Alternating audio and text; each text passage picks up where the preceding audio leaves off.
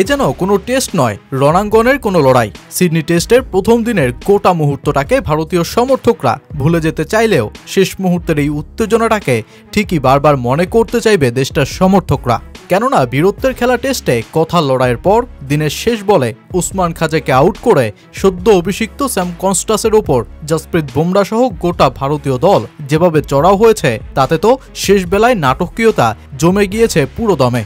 ভারত অস্ট্রেলিয়ার যেই তুমুল উত্তেজনার ম্যাচে ফিল্ড আম্পায়ার শরীফুদ্দৌলার বুমরা ও কনস্টাসদের থামানোর তীব্র চেষ্টা। অবশ্য যেই ম্যাচেও রয়েছে স্নিকোমিটার বিতর্ক, বাদ যায়নি ক্যাচ বিতর্ক। দিনের তখন শেষ অংশের শেষ সময়ের খেলা চলছে। ভারতীয় দল ওজি ইনিংসের তৃতীয় ওভারটা শেষ করেই মাঠ ছাড়ার জন্য যখন সময় বাঁচাতে মরিয়া, তখন উসমান খাজা স্ট্রাইকিং প্রান্তে গার্ড নিতে সময় নষ্ট করছিলেন, যেটাকে বল হাতে থাকা বুমরা মেনে নিতে পারছিলেন না মোটেও। আর যেই মুহূর্তে নন স্ট্রাইকিং প্রান্তে থাকা স্যাম কনস্টাসের কথায় বিরক্ত হয়ে যান ভারতীয় অধিনায়ক। দুই ক্রিকেটারের মধ্যে শুরু হয় কথা কাটাকাটি। ফিল্ড আম্পায়ার শরীফুদ্দৌলা দুজনকে থামানোর তীব্র চেষ্টা চালিয়ে হন সফল। দুজনেই ফিরে যান নিজ দায়িত্বে।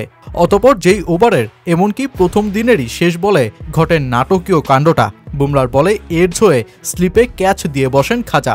দিনের শেষ বেলায় রিভেঞ্জ নিয়ে যখন উদযাপনে ভারত, তখন জসপ্রীত বুমরা বরং উল্টো দিকে ঘুরে স্যাম কনস্টাসের দিকে বাক্য ছুড়েই কিছুটা আগ্রাসী উদযাপনে মাতেন। বিরাট কোহলিকেও স্লিপ থেকে দৌড়ে এসে কনস্টাসের সামনে উদযাপনে মারতে দেখা যায়। আর ক্রিকেট মাঠের তুলনামূলক শান্তশিষ্ট জসপ্রীত বুমরার এমন আগ্রাসী উদযাপনই এখন গোটা দিনের ব্যর্থতা শেষে ভারতীয় সমর্থকদের দিচ্ছে স্বস্তি।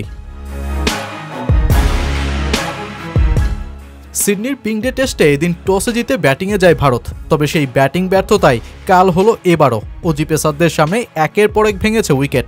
অধিনায়ক রোহিত শর্মাকে বসিয়ে জসপ্রীত বুমরার হাতেই অধিনায়কত্বের আর্মব্যান্ড তুলে দিয়ে নামা দলটা গিলকে নামিয়েও পায়নি সুরাহা। ৭২ রানেই বিরাট কোহলি ফিরলে উইকেটে ঋষভ পন্থ আর রবীন্দ্র জাদেজার একমাত্র প্রতিরোধ শুরু। অজি পেসারদের বাউন্সারের সামনে অতিষ্ঠ হয়ে ওঠা এই জুটি এরপর ৫০ রানও করতে পারল না উইকেটে। মিচেল স্টার্কের ১৪০ কিলোমিটার গতির বাউন্সারে আঘাত পাওয়া ঋষভ পন্থ ৪০ রানেই ফেরেন। এরপর রেড্ডি, জাদেজা, ওয়াশিংটন সুন্দররা ফিরেছেন ১৫০ হওয়ার আগেই। শেষে জসপ্রীত বুমরার ২২ রানের ইনিংসে ভারতের সংগ্রহ দাঁড়ায় ১৮৫ রান। সবশেষ ৩০ বছরের মধ্যে সিডনির মাঠে এই নিয়ে চতুর্থবার কোনো দল প্রথম ইনিংসে ২০০ ছোঁয়ার আগেই অল আউট। মজার ব্যাপার হলো যার তিনটাতেই নাম ভারতের।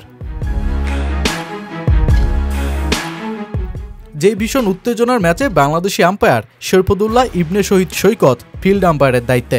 মেলবোর্নে যশস্বী জয়সওয়ালকে টিভি আম্পায়ার সিটে বসে দেয়া আউট নিয়ে তো কম বিতর্ক হয়নি।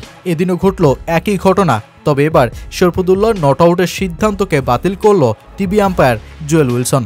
ওয়াশিংটন সুন্দর পুল করতে গিয়ে পেট কামিন্সের বল মিস করলে অজিদের আবেদনে সাড়া দেননি শরীফুদ্দৌলা। পরে কামিন্স রিভিউ নিলে এবারও স্নিকোমিটার রিয়েল টাইম ভিজুয়ালের সাথে সঠিক সিদ্ধান্ত দিতে পারেনি, বরং স্নিকোমিটারে ছোট্ট স্পাইক তৈরি হওয়ায় সুন্দরকে আউট দেন টিভি আম্পায়ার।